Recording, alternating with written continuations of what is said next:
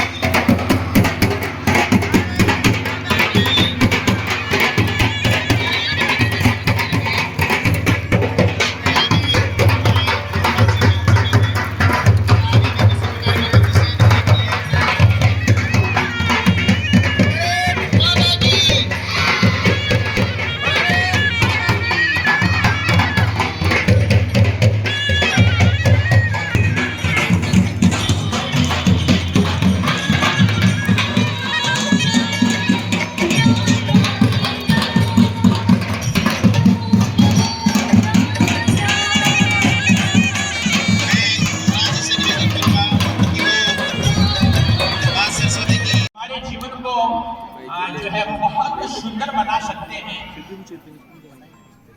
आप हम सब में ऐसी योग्यता भरी हुई है। आप विचार कीजिए, जैसे एक पत्थर के अंदर, एक पत्थर में भगवान है, हर पत्थर में भगवान है, लेकिन कौन से में? जिसमें थोड़ी सी लघुता है, कोमलता है। जो कठोर होता है उसमें से भगवान नहीं निकलते। जो कोमल होते हैं, जिसमें लघुता होती है, उसमें से भगवान निकलते हैं। तो हमारे को क्या बनना है? लघु बनना है, कोमल बनना है, विनम्र बनना है। और आपने पहला सूत्र पढ़ा होगा, विद्या ददाति विनयम। विद्या क्या देने वाली है? पहला लक्षण है विद्या विनय देने वाली है, विनम्र बनाने वाली है। और कहते हैं लघुता से मिले प्रभुता, प्रभुता से प्रभु दूर रहाई। यदि लघुता होगी तो हमारे अंदर प्रभुता आ जाएगी, और यदि आपके अंदर प्रभुता होगी तो प्रभुता से प्रभु दूर रहावे। तो इसीलिए हमारे अंदर लघुता, कोमलता होगी, हमारे अंदर नम्रता होगी, लोगों के चरणों में सम्मान होगा। तो आप में एक इंजीनियर बैठा है, आप में एक डॉक्टर बैठा है, आप में एक वकील बैठा है, आप में पूरे देश को नेतृत्व देने वाला बहुत बड़ा नेता बैठा है। लेकिन उसको बाहर निकालने के लिए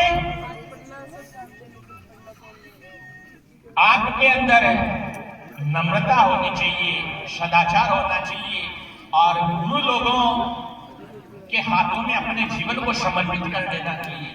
यदि आप अपने जीवन को गुरु लोगों के हाथों में समर्पित कर देंगे, उनके चरणों में समर्पित कर दोगे और जीवन में नम्रता रखोगे, तो आप में से एक दिव्य नेता, एक दिव्य वकील, एक दिव्य मजिस्ट्रेट, एक दिव्य डॉक्टर निकाल सकते हैं।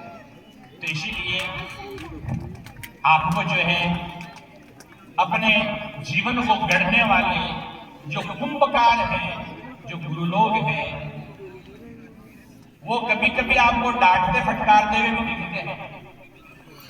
लेकिन जैसे कुम्हार जो है मटकी को पीटते हुए दिखता है, लेकिन वो फोड़ने के लिए नहीं पीटता है। मटकी को पीट रहा है, मटकी को पका रहा है, मटकी को बना रहा है, उसको मजबूती दे रहा है।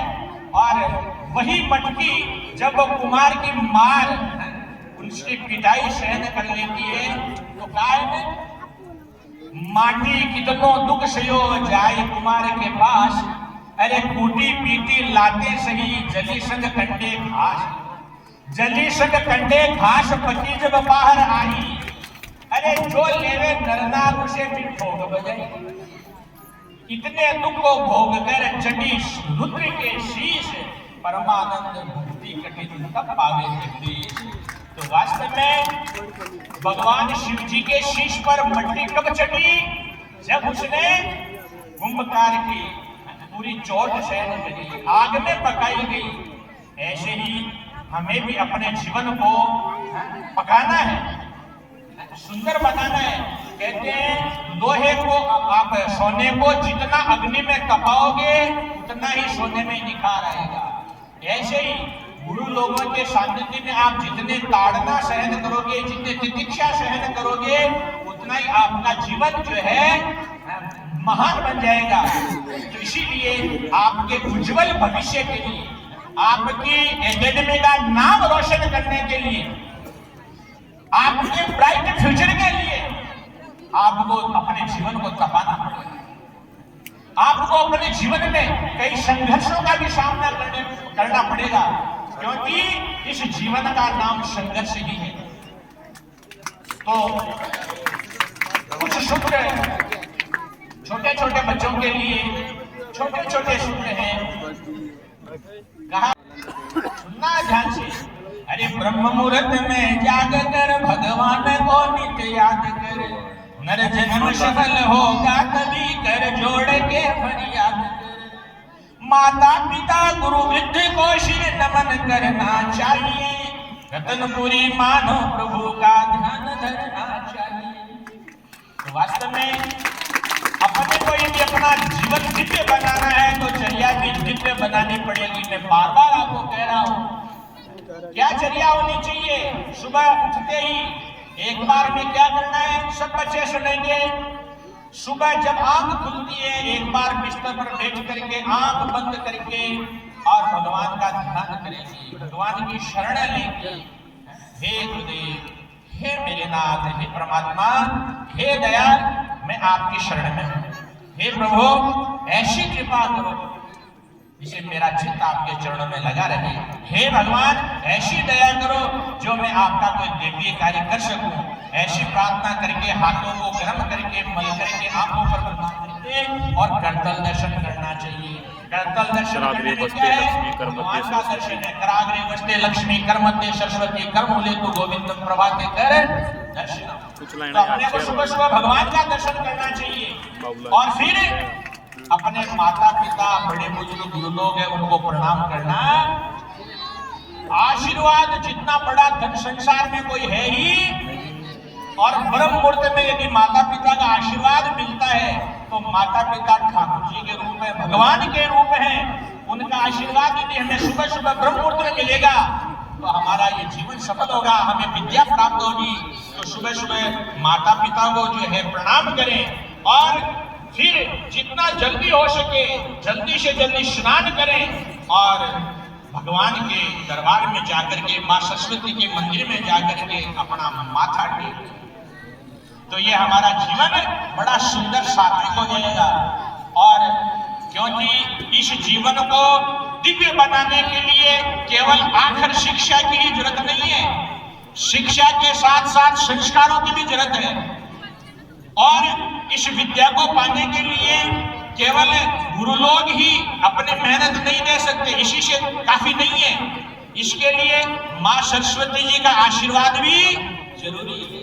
यदि ऐसा ही होता, केवल विद्यालय अपने को आखिर शिक्षा के लिए बनाया होता तो शायद आते ही प्रार्थना नहीं करवाते, प्रार्थना सभा ही नहीं लगती, अपने को राष्ट्रगान नहीं करवाते। लेकिन बिना वंदन के, बिना राष्ट्रगान के, बिना भक्ति के हमारे को विद्या मिल ही नहीं सकती। और यदि विद्या नहीं है तो कहते हैं हमारे जीवन में कुछ भी नहीं।